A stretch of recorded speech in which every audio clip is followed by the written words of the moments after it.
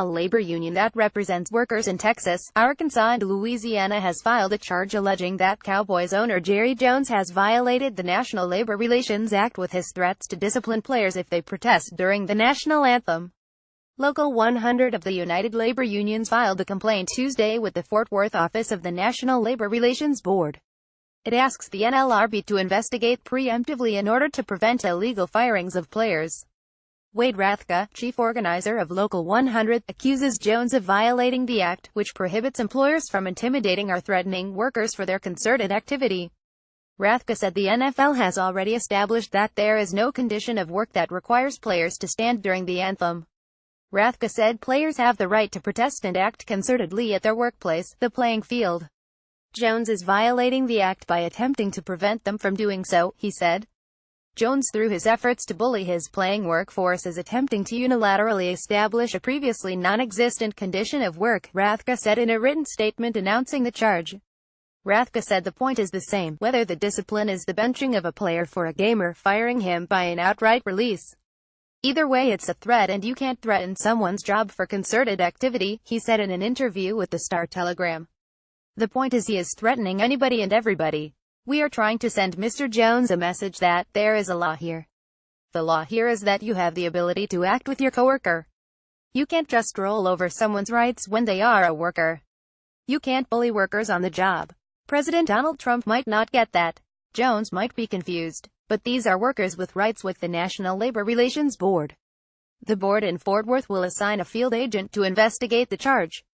The first step will be to contact the NFL Players Association and the team. Messages left with the Cowboys and the NFL were not immediately returned. Meanwhile, NFL owners are expected to discuss the league's policy regarding the national anthem during meetings next week in New York.